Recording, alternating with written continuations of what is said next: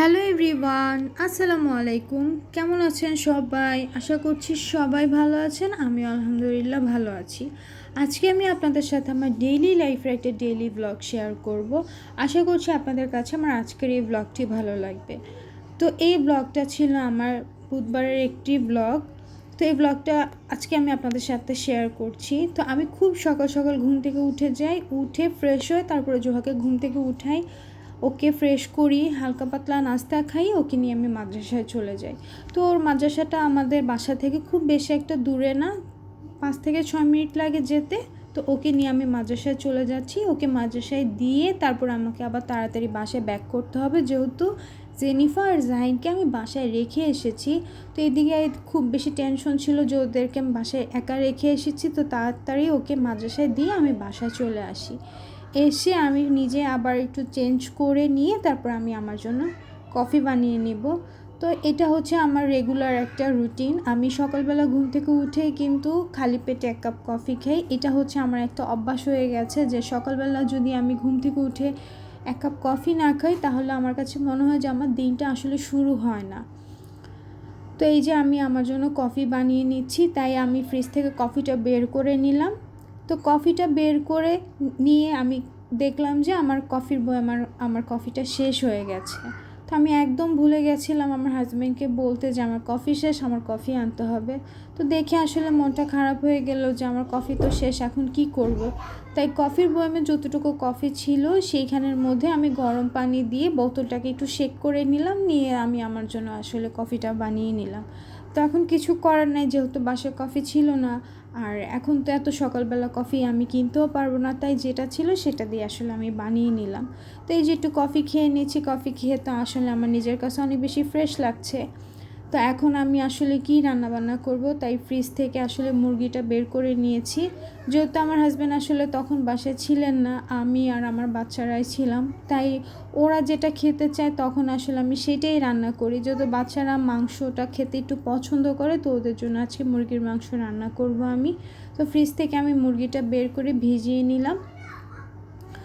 তো এখন আমি আলু আর পেঁয়াজটা কেটে নিব। তো যেহেতু আজকে মুরগির মাংস দিয়ে আলু দিয়ে একটু ঝোল ঝোল করে রান্না করব, তাই এখানে আলু আর পেঁয়াজগুলো আমি কেটে নিচ্ছি। তো প্রথমে আমি পেঁয়াজগুলো ছুলে নিচ্ছিলাম। তো আসলে আপুরা বলেন তো, আপনারা কে কে আছেন আমার মতো যে পেঁয়াজ কাটতে একদমই পছন্দ করেন না, কিন্তু তারপরও কাটতে হয়? আমার না, বিশ্বাস করেন, একদম পেঁয়াজ কাটতে ভালো লাগে না। মানে পেঁয়াজ কাটতে গেলে চোখ দিয়ে অনেক বেশি পানি আসে, সেই সাথে না মানে হাতের থেকেও পেঁয়াজের অনেক গন্ধ আসে, যেটা আমার কাছে একদম ভালো লাগে না। কিন্তু কিছু করার নেই, এই কাজগুলো আমার নিজেকেই করতে হয়। তো এই যে এখানে আমি পেঁয়াজ আর আলুটা একদম সুন্দর করে কেটে ছুলে নিয়েছি।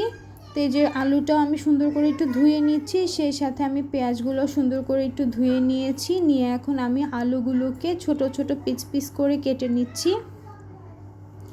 যেহেতু আমার বাচ্চারা মুরগির মাংসের সাথে আলুটা খেতে পছন্দ করে, তাই ওদের জন্য আমি একটু অল্প করে একটু আলুটা দেই।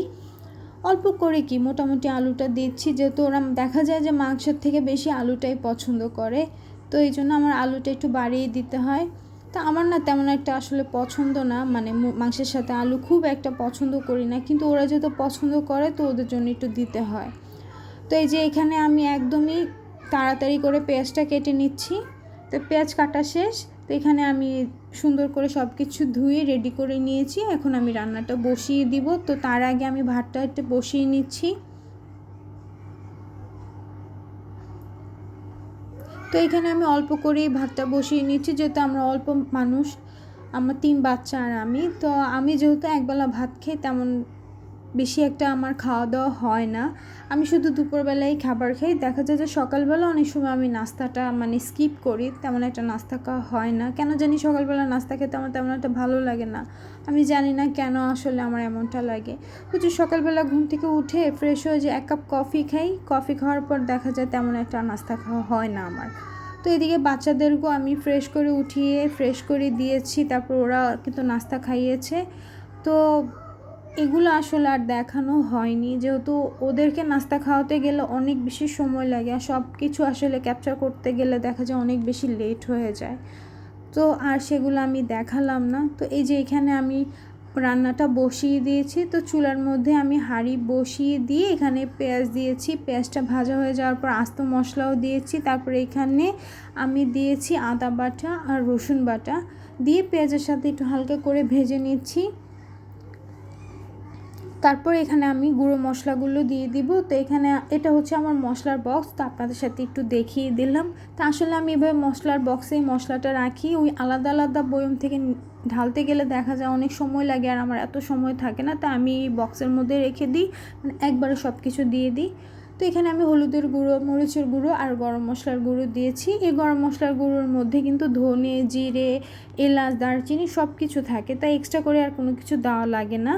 তো সব কিছু মশলা দিয়ে ভালো মতো আমি মশলাটা একটু পানি দিয়ে কষিয়ে নিয়েছি। তো মশলাটা যখন কষানো হয়ে যাবে তারপর এখানে মুরগির মাংসগুলো আমি দিয়েছি, সেই সাথে আলুগুলোও দিয়ে দিলাম।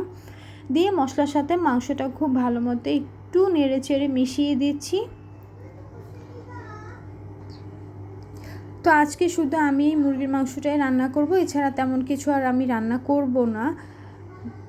তো এই যে আমার এখানে ভাতটা রান্না করা হয়ে গেছে, সেই সাথে এখানে মাংসটাও কিন্তু অলরেডি প্রায় অনেকটুকু হয়ে গেছে। তো এর মাঝে আসলে আর ক্যামেরা ক্যাপচার করা হয়নি, এর মধ্যে আমি অনেক কাজ করেছি বাসায়, সব কিছু আপনাদের সাথে দেখাইনি যেহেতু আমার অনেক বেশি তাড়া ছিল। এদিকে আবার জোয়াকে মাদ্রাসা থেকে আনতে হবে, তো সব কিছু যেহেতু একা হাতেই করতে হয়, দেখা যায় সব কিছু ম্যানেজ করা আমার জন্য খুব বেশি টাফ হয়ে যায়। তো রান্নাবান্না সব কিছু শেষ টেস করে আমি জোহাকে মাদ্রাসা থেকে আবার নিয়ে আসি, এসে ওকে গোসল টোসল করিয়ে দিয়ে যে ওকে এখন আমি এখানে খাবারটা দিয়ে দিচ্ছি। তো এইখানে ক্যামেরাটা কিন্তু জোহা ধরেছে, যার কারণে ক্যামেরাটা একটু এলোমেলো হয়ে যাচ্ছিলো, যেহেতু একা একাই আমাকে ভিডিও করতে হয়, আমার যেহেতু আর কেউ নাই ভিডিও করে দেওয়ার মতো, আমি নিজেই একা ভিডিও করি, নিজেই এডিট করি, সব কিছু একাই করতে হয়। তো এই যে এখানে আমি জোহাকে বললাম যে আম্মু তুমি ক্যামেরাটা ধরো, আমি তোমার খাবারটা দিচ্ছি, একটু ভিডিও করি। তো আসলে যে মাংসের যে পিসগুলো পছন্দ করে সেগুলো ওকে দিচ্ছি।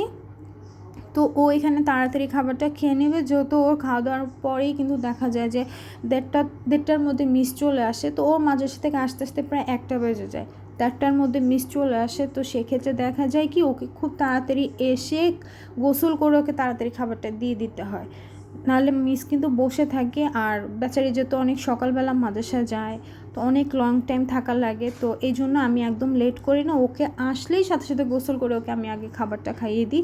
তো আজকে যেহেতু মুরগির মাংস রান্না করেছি তাই বলতেছিল আম্মু আমি আজকে নিজের হাতে ভাত খাবো। এমনিতে কিন্তু আমি নিজেই ওকে খাবার খাইয়ে দিই। তো বললো যে আম্মু আমি নিজে খাবো, তো ওকে এই জন্য ওকে খাবারটা দিয়ে দিলাম। তো এর মাঝে আর ক্যামেরাটা অন করা হয়নি, আমি একদম সন্ধ্যার দিকে ভিডিওটা করছি। তো সন্ধ্যার দিকে আজকে ওদের জন্য নাস্তা বানাবো। তো এই যে আজকে ওদের জন্য আমি পাস্তা রান্না করব, আর এখানে পাস্তাটা সিদ্ধ করে নিয়েছি, আর এখানে আমি একটু কাবাব ভেজে নিয়েছি। এই কাবাবের রেসিপি কিন্তু আমি আপনাদের সাথে শেয়ার করেছি। তো এখানে আমি কিছু কাবাব ভেজে নিয়েছি, কাবাবটা ভেজে নিয়ে এখানে আমি পাস্তাটা রান্না করছি। এই পাস্তা রান্না করার কিন্তু একটা শর্ট ভিডিও আমি চ্যানেলে আপলোড করেছি, আপনারা চাইলে দেখে নিতে পারেন। তো আজকের ভিডিওটি ঠিক আমি এখানেই শেষ করে দিচ্ছি। যদি ভিডিওটি ভালো লেগে থাকে প্লিজ আমার চ্যানেলটি সাবস্ক্রাইব করবেন, আর যারা ফেসবুক পেজ থেকে আমার ভিডিওটি দেখছেন প্লিজ আমার পেজটি ফলো দিয়ে দিবেন। সবাই আমার পাশে থাকবেন। আল্লাহ হাফেজ।